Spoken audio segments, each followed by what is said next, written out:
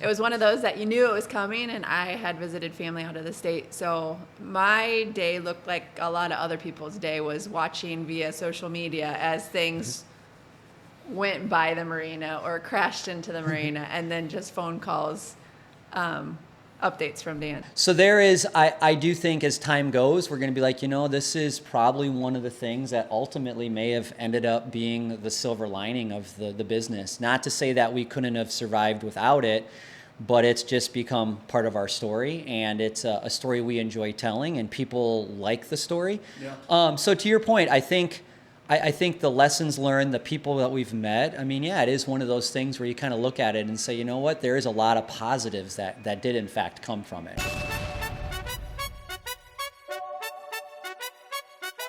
What's up, guys? Lift and Love.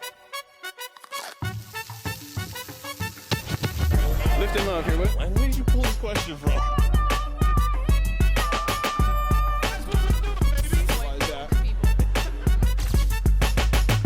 Lift Love, crochet, we out. What's up, guys, and welcome back to the Lifting Love podcast. You are awesome, and today we have a very special episode. As most of you guys know, it's been 1 year since Hurricane Helene, and we just paused to take a look back. It's been 1 year since Hurricane Helene tore through western North Carolina. Our hearts remain heavy for the families who've lost loved ones and for the communities who have rebuilt after such a devastating storm. As you guys know, we're in the Hickory community, and the hardest hit business of this community was Lake Hickory Pub Marina. As you know, they lost all their docks and a significant part of their business, and we are here 1 year later to talk about what has happened and what is now, as I referred to just before, Lake Hickory Pub Marina 2.0. So today we have two very special guests. We got Dan and Megan Kelly from Lake Hickory Pub Marina. How you guys doing? Good, thanks, Lenny. Lenny, we're doing great. Thanks for coming back. It's good to see you again. Oh, it's great to be here. As always, I love this place. You guys have been great to me. As everyone knows, I think at this point, you guys were completely, a whole part of your business was completely destroyed during Hurricane Helene.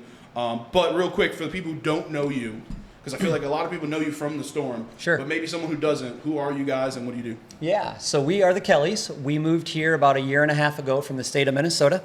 Decided to start a new adventure as a family. So our family of 4, we relocated from Minnesota, moved across the country, and we purchased Lake Hickory Pub and Marina. And so at the time, we had a couple high school kids, and we decided to pull them out of school, sell the house, sell everything we own, and start a new adventure here in Hickory, North Carolina. So that's who we were. And as you mentioned, first-time business owners came with all of the normal challenges we expected. And then obviously the unexpected on September 27th when the hurricane came through. So it has been a wild ride, and we're excited to have you back and just kind of provide you an update of where we're at and where we're planning on going from here. So thanks again for joining us. Of course. And so real quick, I think, take us back to that day, or I shouldn't say that day, but that week. I know it was really hectic. I remember when we talked, you were like, I literally was just watching everything float away. But to look back now, first off, can't believe it's been a year. I know. It flew by, right? But going back to those feelings, and this is for both of you guys, what in the moment did you ever think that how you guys look today would ever be possible? What are your thoughts? Well, as I said on the previous episode, I wasn't even in the state. So it was one of those that you knew it was coming, and I had visited family out of the state. So my day looked like a lot of other people's day, was watching via social media as things went by the marina or crashed into the marina, and then just phone calls, updates from Dan. So yeah, it was weird because coming from the Midwest, you really don't have natural disaster. I mean, there's tornadoes, but they're very, very sporadic. They're just not that crazy, It's just a tornado. It's just a tornado. But this thing of hurricane, to be honest with you, up until it hit, I'm kind of like, we're not on the ocean. Why do we have to worry about the hurricane? Yeah. And so I think a lot of it was just being naive to the fact that everyone's like, oh, the hurricane's coming. I mean, we were planning on opening up, and we figured, some thunderstorms and so forth. But nothing could prepare you for just literally sitting here, and it's like the feeling of helplessness. You're just sitting there staring, and you're like, there's really absolutely nothing you can do than sit around with everybody else. And we were obviously closed, as pretty much the entire community was closed, but we had a lot of people hanging out in the parking lot with us, just watching this whole thing go down. And it was, it was a wild day. And like you said, to think that was a year ago, it feels like it was a lifetime ago, but at the same time, it feels like it was just like yesterday. So going back to your question though, we had just made such a big life change, like there was no other option. Then we're just gonna start rebuilding. And I tell you what, we were amazed of the support that we got from the community. I mean, it's been absolutely awesome. And community is really the biggest thing of the story. I feel like, you guys came into this new, you guys were like, just treading water, and then obviously that happened so literally, but like, going into it and just literally putting your all into it, I think a lot of people would have been like, you know what, let's cut our losses, and you know what, we could always go back to where we were. But you guys were like steadfast, and we just left. This is what we're doing, and like no one's gonna change our minds. Real quick, I didn't even know this, but it caused $53 billion in damages. I can imagine. And looking back, there was a storm that happened. So what really happened is there was a storm before Helene, and that's why it made it so much worse. Yep. And like, it was insane. And for your perspective, like looking at social media was even crazier, because the more you looked, it was like the worse and worse and worse it got, like as the time went on. And, I was just talking to you, like we went to the Asheville Walmart the other day, where it was literally 10 feet of water. And it was like, I'm walking around the store and I'm trying to picture 10 feet of water. Yeah. And it's like insane. Like the damage everywhere was just wild. So give us an update. What has happened since? How's it going? And really quick, if you could talk about the community and how much they rallied around you guys. I think that was massive. Yeah, I would love to start with the community aspect, because we were absolutely, once again, we had only been in the community for 7 months. So we could have very easily just been like, well, gave it a try. Like you said, everything's washed away. Not really getting any support. We don't have any local friends or family at the time when we moved here. We didn't know a person in the state. But I tell you what, right off the bat, I mean, literally the storm hit, and the next day we were out on boats trying to, find as many boats as we could, find as many docks as we could, and quite honestly, just try to help as many people as we could. Yeah. And we had a lot of the locals were out there on watercraft with us. We had local dock builders that were helping us. For the week or two after, we had people bringing us food, a bite to eat and so forth.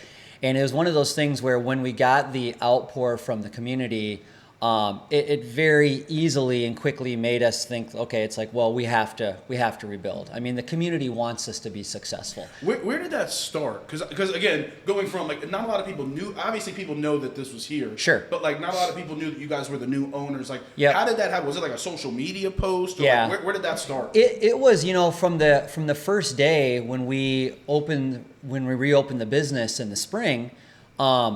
Because we didn't know anyone, we really, really latched onto social media. And we just tried to get ourselves out there as much as possible. Because a lot of people knew there was something here. They maybe didn't necessarily know exactly what sort of services and so forth. So we spent a lot of time reaching out to a lot of the local schools to see what we could do as far as giving out, for example, scoops of ice cream and so forth. We did a lot of things with the community. We joined both the chambers, both Caldwell and Catawba, which have been absolutely phenomenal. Tapping into the local businesses, and then just a lot of the regular customers that came in here to get something to eat, something to drink, rent pontoons, and so forth. So really, we started the grassroots effort, but it really accelerated after the hurricane hit. And I think what it was is, and you mentioned this, we were very fortunate, because there was a lot of people, I say up 321, that were dealing with a lot more catastrophic things than we were. But from a local community standpoint, there was so many people, I think, that wanted to help, but they really couldn't get up there, or they didn't know how to help. So we were kind of an avenue for them here locally. And so just a lot of people that helped us. We had to, as far as the rebuilding process, the first thing was to try to reclaim as much as we could, sort through what's salvageable, what's not. Unfortunately, and you mentioned, you hear that over $50 billion in damage, and it's like, from what we just experienced in our little business, honestly, I'm surprised it's not a lot more, because everything is so expensive. Yeah. So, I mean, a lot of it came down to just, most of our docks were not salvageable. So it was just the amount of time and resource just to get rid of stuff, which was not the easiest, tearing it down, hauling it away. We had a lot of people out here that were helping us do that. And then just the process of rebuilding. And our biggest focus really initially was the docks. We knew without the docks, we were not a viable business. I think I have to commend Dan too, just right afterwards, because I think we sat on it for about a week and then he just started calling because there was nothing else we could do. Yeah. And I think the advantage that we had was boots on the ground, started the second week after it happened and start the rebuild process because there was nothing else we could do. Mm-hmm. Yeah. I mean, just for it to like literally happen and then it's like go mode. Like, what else are you gonna do? You like, and I know when we talked, that's like a third of your business. Yep. It's not like it was 5 or 10%. We can live without it. We can make changes and cut. You know what I'm saying? Yeah. It was a third. It was essential to this business being operational. Like, you needed that. 33% of your business is a big chunk. Yeah. So like, in your head, there was no other choice but like you have to rebuild. Yeah, and it's funny because everyone was asking us, and for whatever reason, like it just came in one ear and out the other ear. I'm like, well, we're gonna rebuild and do this. Now, keep in mind, 7 months before this, I had just got done selling my entire family on this is gonna be the greatest experience. We're going to move over to North Carolina. The weather's great. The people's great. So, I mean, for me to, we had a lot into this. And we live here. This is our business. We pulled the kids out of school. I mean, we had made a very, very big commitment to make this change. If it would have happened maybe after 3 or 4 years of being here, maybe it would have been easier to be like, well, maybe this isn't for us and so forth. But it was just like, I mean, and to what Megan said, I mean, we just automatically, after we regathered everything, a week later, we're just like, we got to start this process. And I also knew that because of the amount of impact in the area, every marina was being impacted. And so selfishly, I'm like, you know what? We got to get to these dock builders first. We got to get the materials first because we don't have the luxury. If we didn't have the docks rebuilt over this last winter, to your point, we would not have been in business because it's a third of the revenue. But it also directly impacts the other 2/3 of the revenue because if you don't have docks for people to get to the pub, if you don't have people to be able to get here, if we don't have docks to park rental pontoons at, so it's a third of the revenue's gone and the other 2/3 are significant. I mean, we're not a viable business without the docks. So it really is kind of one of those things, to your point, if it would have been 5 or 10%, it's like, well, maybe we just don't do that. We'll pivot. Yeah. There was no pivot. It's like, it's gotta happen. It's gotta happen. And again, I think the word for you guys, and we both, on both your podcasts, we talked about adaptability. Mm-hmm. And I think that's one of the biggest things about you guys. It was like, something happened, something major happened, most people would be like, all right, it was a good run. Let's go back to the corporate world. See you later. You guys literally were like, absolutely not. Like, we're doing this. So, I mean, if you could talk just about the adaptability, because I think that word just describes you guys in this business so well. I think adaptability and perseverance. I mean, we've always been a couple that have been adaptable. We kind of just pivot as we go, being parents, being newlyweds, being just in life. Someone had said adaptability was a negative quality to me once, and I was like, how can that be negative? But in this situation, it is definitely positive. And just seeing, again, with the community and support, being given so many opportunities, we were able to turn it around, and here we are today, functioning, second summer. It's been a great summer going into our second fall. And this is really our first fall because we really don't know what business looks like coming via water. So we're looking forward to the future. Yeah, no, 100%. And like, if you could talk about this upcoming season and how excited are you to actually have a fall season? Because last year, didn't really know what that looked like. I know you guys were still... It was just a lot of ups and downs and really kind of figuring it out. I think that's really what it was. You guys were just figuring out what can we do, how are we going to spare the business and rebuild. But how does it look going into this fall? And what was, since opening the new docks, what has it been like? Yeah, so I think, going into the spring, now going into our second season of running the business, one of the things we were a little bit uncertain about was just the boat slips themselves, because obviously a big part of our revenue is people pay us to park their boats at the docks. Well, with those docks being washed away, we weren't sure what the response from the community was going to be there. The reality is we actually sold out of our slips faster than we did last year, which was awesome. Yes. And we already have a very healthy waiting list going into next year as well. And so I think, the positives that came out of that is we do have brand new docks, which are great. They're a lot more sturdy. They're a lot more stable. They look good and so forth. As far as the rest of the business, when we bought this business, there's so many aspects of it. There's the pub, there's the ice cream parlor, there's the rentals, there's the slips. And so there's so many aspects of it. And so going into it, we wanted to try to continue to diversify our portfolio of services, which we did. We added on, we're doing some jet ski rental now. We're also helping people buying and selling watercraft and so forth. And as we even think about going into the winter, well, this last winter was all about rebuilding the docks. It was about lining up the supplies, working with dock builders, doing all of that. So it's kind of nice because now this winter we feel like we can continue to focus on the business and what does the future have in store. Yeah. And we're always kind of evaluating like what other services can we provide to the community, and are there services that we're providing that aren't as well received now that we can switch and rotate. So a lot of it's just continuing to go back to the community that's done so much to help us to figure out what can we continue to do to help the community. And going to that aspect too, we owe so many people so much that we're always continuing to look at. We just did our 1 year strong, which Megan's wearing one of our shirts. And that was, what we try to look at is, okay, let's put together some shirts that commemorate it, but then also some of the proceeds from that, let's continue to give that back. We're also looking at some different charities that we'll be talking about here in the next month or two that we want to support going into the winter months and doing some different events to continue to give back to this community because they've given so much to us. And so looking at what can the business continue to do to serve the community, but then also what can we do to serve this community as well, because that's one of the things we continue to say this. Without the community support, none of this is even remotely possible.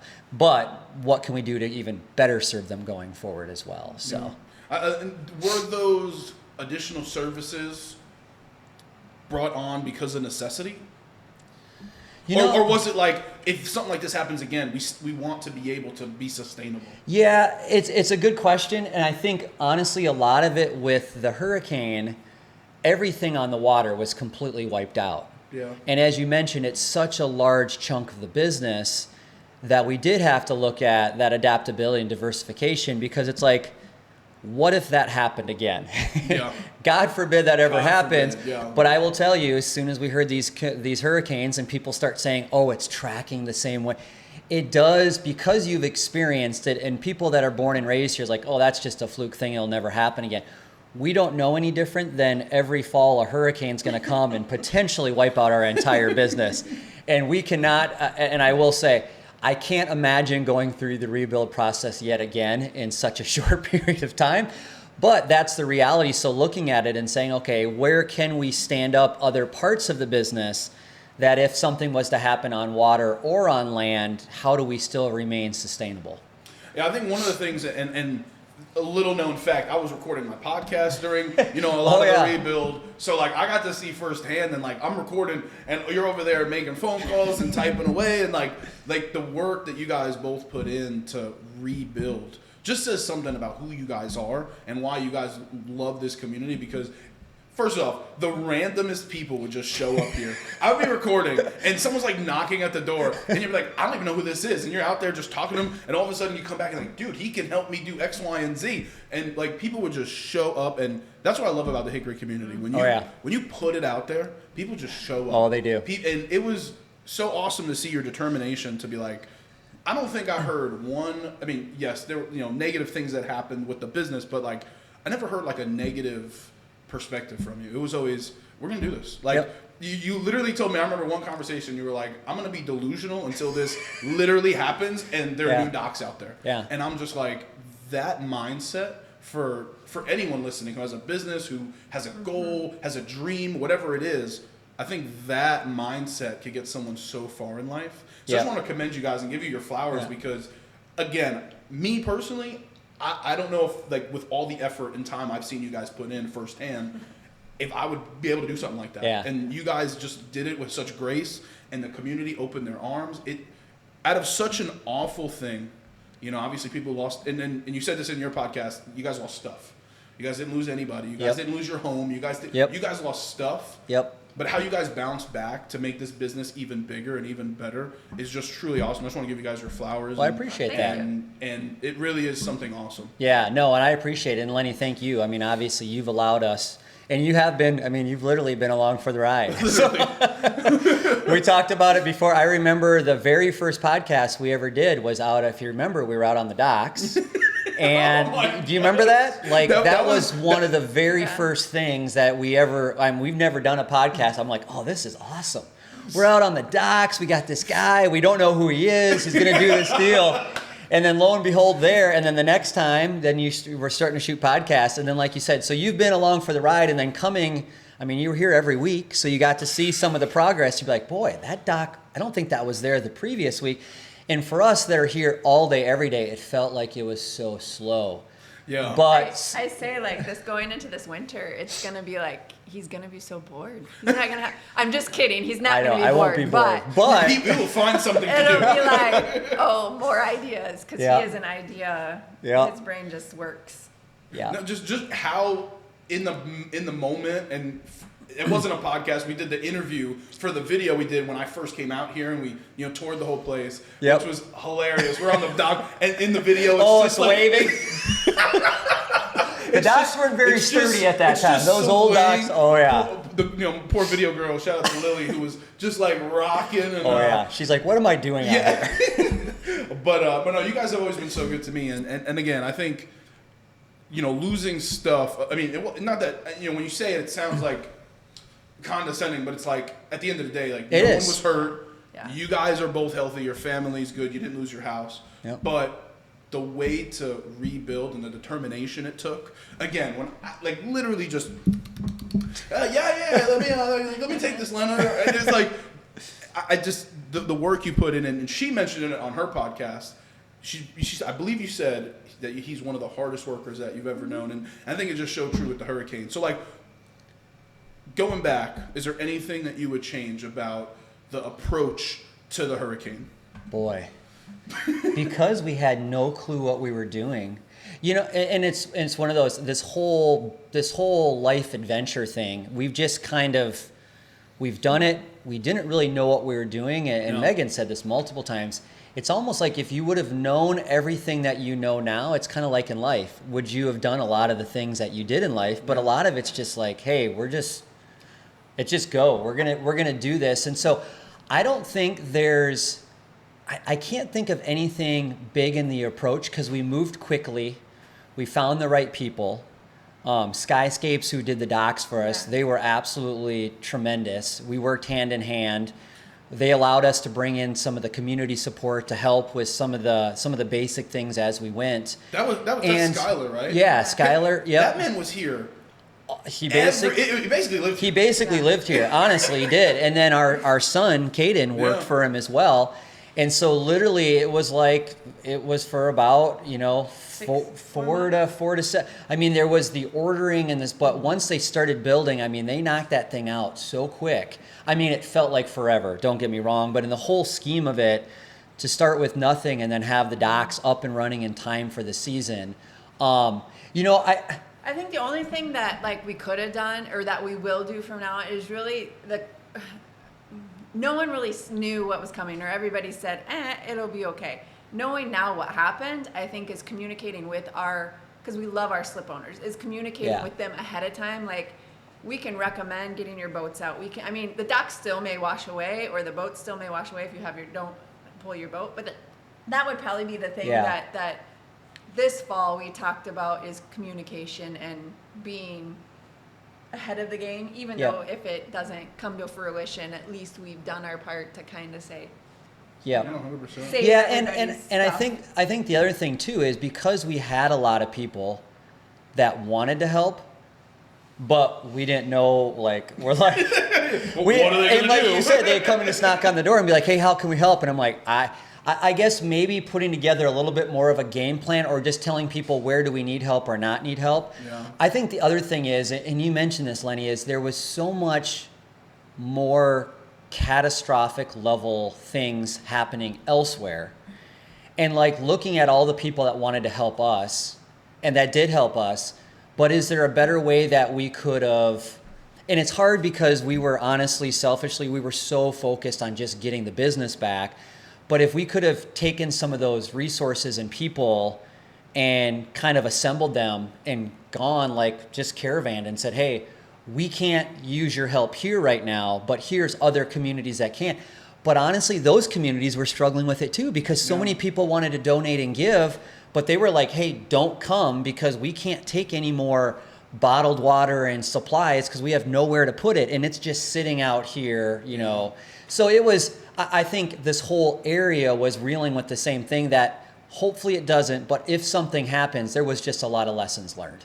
Yeah, I think, and that's actually my next question, but before I get there, again, just so awesome how everything came about. And I feel like there was a little imposter syndrome, you know, like it was like, okay, we just lost some things, you know, obviously it was people's stuff and it's still valuable, you know what I'm saying? But like, we didn't lose houses, we didn't lose people, like we are good. And it's like, why is the outpour coming to us when, you know, we were looking at social media and it's just, like I said, as the days and weeks went on, like it just got worse. Like once people started to get up there and see how bad it was insane. Like bridges, like literally I-40 entire community fell off a cliff. Yeah, literally as they're rebuilding it. I just drove it, like I said yesterday, but like you get that imposter syndrome of like, you do. Why am I getting this outreach? Why are you guys coming here? Like an hour or so away, like they could really use it. But like, if God forbid, I'm gonna say this, God forbid something like this happens again, how would you, like, what would you do? Like, how would you go about it? And like, you kind of a little bit answered it before with like kind of just communicating and preparing, but God forbid something were to happen like this again, like how would that mindset be different? And like going into it, I mean, I think a lot of it just kind of goes into preparation. Yeah. So what are you guys doing to be prepared for something like this to happen again? God forbid. Yeah, no, exactly. Well, I think, you know, one of the things is with rebuilding the docks themselves, the docks that we had before, they were older docks. And you joked about being out there trying to film stuff. I mean, they needed to be replaced. And buying the marina, we knew that our plan was basically replace like a dock every year for the next 5 years, because we had 5 docks. We didn't think we were going to do it all in 7 months, but I will say though, and I think like anything else, when we rebuilt, we rebuilt everything stronger, which is extremely important, because even though people says this is a once in 100 years, once in 1,000 years, it's happened. So you know it can happen again because it's now happened. So it's like we rebuilt everything stronger, better materials, better quality than what we did before. It's kind of the mindset at the end of the day, whether it's God, Mother Nature, however you want to say it, it will always win. And we've definitely learned water will always win. There's nothing that we could do out here to say, you know what, we are completely storm-proof, you know? And I don't think anyone can say that. So we've done everything to the best regard that we can. But at the end of the day, it's like you try to plan and organize.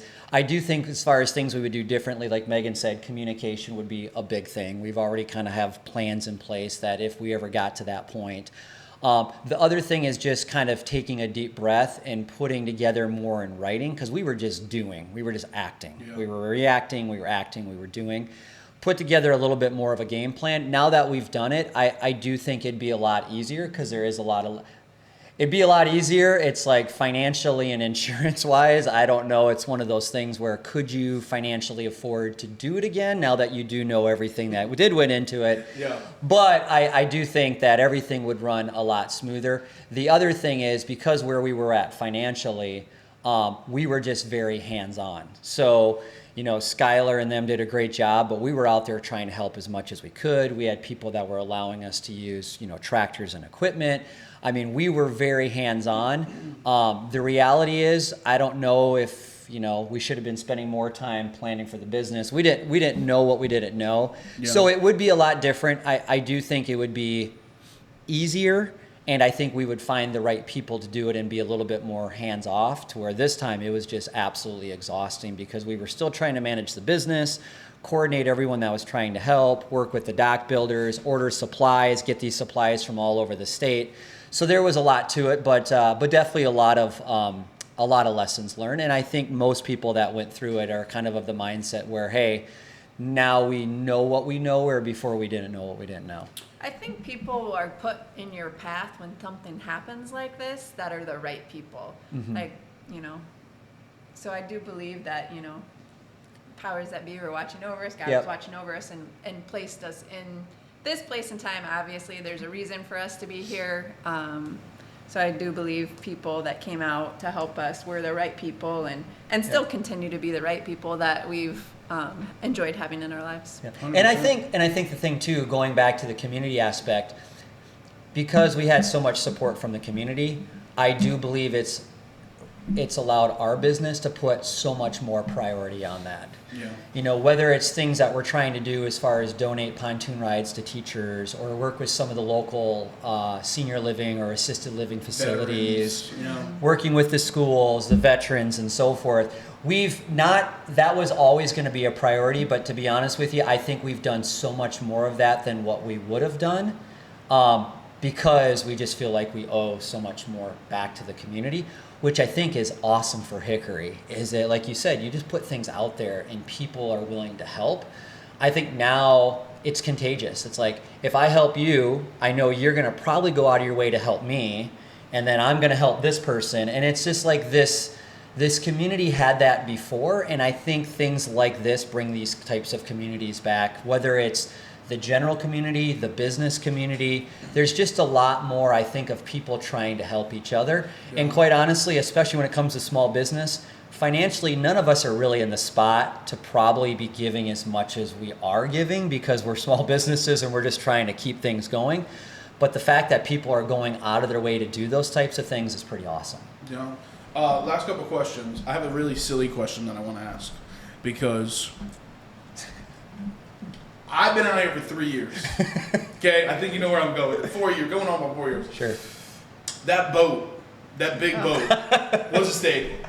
Okay, big boat was a staple. You drove past the bridge, didn't matter what was going on. You that saw boat was there. It was there. That big boat was there. Yes. And it kind of hurts that it's not there anymore. Yeah. Is there plans to replace that or put something like that people can know you guys for looking out 321? There is no plans of putting another 55-foot dinner cruise boat at the end of a dock. At the end of our dock. It is funny though, because we still to this day, that's what we get asked about. Whatever happened to the big boat? Whatever happened to the big boat? It fell off the dam. Okay. Yeah. So the story with the big boat is we did not own the big boat. The big boat was for sale at the time the hurricane hit. Like a lot of other watercraft, it did float down, and they did have an insurance claim on it. And so that boat was taken away as part of an insurance claim, and we believe it was relocated down to Denver, North Carolina. I always want to say Colorado. North Carolina, and I suspect it will resurrect itself somewhere. I could see it totally showing up on like Lake Norman or something. We have decided to go with more just smaller recreational boats. I tell you what, I do miss it, and a lot of people, when you're crossing the bridge, to your point, you couldn't miss it.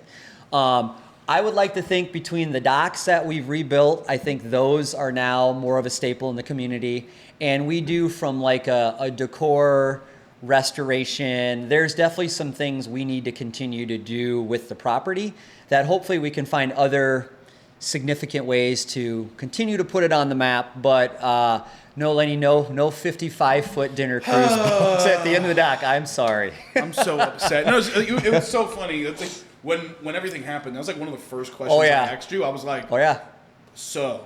Yep. are we buying a boat? And you could literally just put, like, you know what I'm saying? You could just buy a cheap, crappy 35, just float it out there. The biggest boat you can find for like $2,000. Yep. And just put, you know, like plaster Lake Hickory Pub Marina on it. Oh yeah. And just use it as a billboard. We do have a beach. Yeah. There's we're looking for creative ways. It'll probably be more in the lines of like lighting and decor to put it, not huge monster boats. But I mean, never say never. But I don't think it's in the plans in the near future. Sorry, Lenny. Unless but you know what? Donated. And if somebody wants to donate a 50-foot boat that you can use as a billboard. Be careful what you wish for. There's a lot of people. It's right there. There's a lot of people that own big boats that are like, hey, if you want to take this thing off my hand, it's yours. So be careful what you wish for, Lenny. But when they call, I will send them your way. Yeah. Next week on the Lifting Love podcast, Lenny floating down Lake Hickory on his 55-foot boat.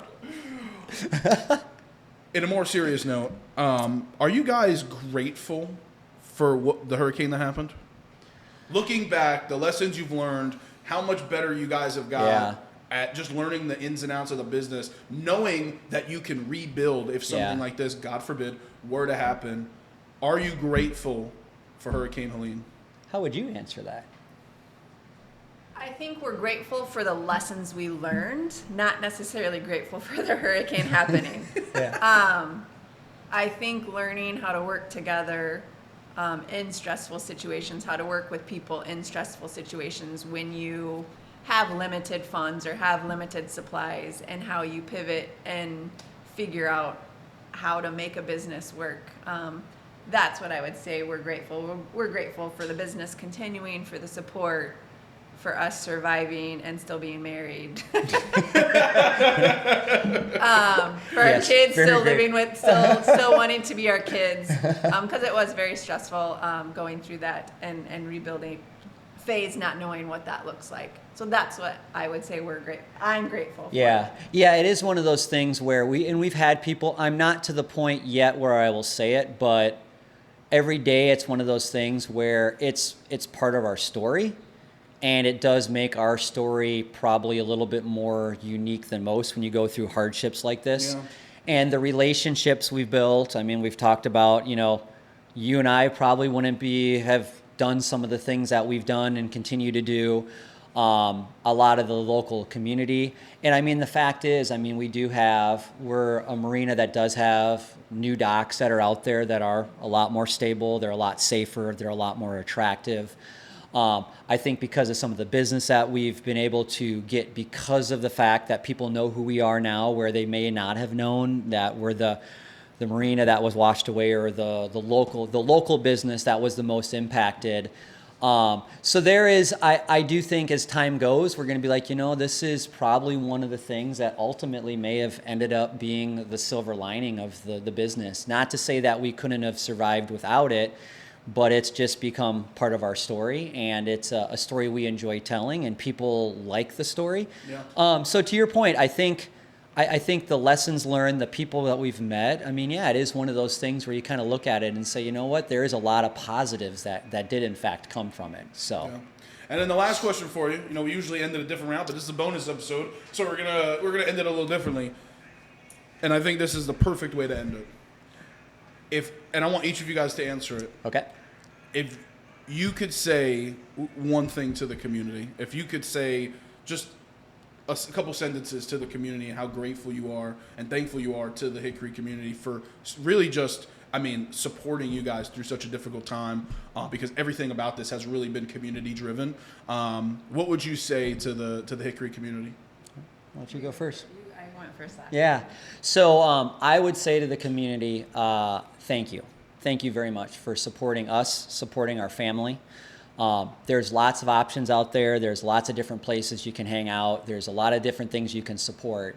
And I sincerely thank you each and every day. It's been awesome getting a chance to get to know everyone in the community, the business owners, the chamber members, the local community. Thank you so much. We really hope that you continue to support us. I always joke with everyone, if we're not doing something right, please let us know. We don't take anything personally. We're still very much learning. And you do have our commitment. We will continue to do everything we possibly can to support the community as much as we can. And I think we're continuing to explore. Like Megan said, it's probably one of the good things and bad things about me as far as thoughts and ideas. I think there's some additional really neat things we can do and bring to the community. So really excited what the future has in store, but sincerely, thank you so much for supporting us and supporting our family. Yeah, I think just to reiterate, a big thank you to the community, Granite Falls, Hickory, Caldwell County, Catawba County, and Burke County. Burke All the County, counties all around the us. counties surrounding us. We get all the counties. And everybody that really reached out to us. We feel blessed to be part of this community 1.5 years later, and just a big pat on the back to the community members that are making Hickory and the surrounding areas a great place to live. Yeah. Well, I really appreciate your guys' time. I know you guys got a million Thank things you, to do. Lenny. Thank you for coming on the Lift Up Thank you. Podcast again. Man, look at some of this cool stuff that you can get here at Lake Hickory Pub Marina. But yeah, one more time, just want to say, this is with a heavy heart to everyone who was affected by Hurricane Helene. Our hearts, our prayers are still with you guys. Yep. It's still crazy that 1 year later that people are rebuilding, reconstructing. But again, $53 billion with a B is a lot of money. So to anyone struggling, we wish you the best. I'm going to put some links below to if you will feel free to donate to some of the supporting causes for Western North Carolina. I'm going to go find them. I'm going to put the links down below. Also, make sure you follow Lake Hickory Pub Marina. Lake Hickory Pub Marina 2.0. All their social media links will be in the description below. Thank you guys so much. Thank you, again, Lenny. Thank you for coming on. But until next time, hit that subscribe button. And most importantly, lift love, crush hate. We out.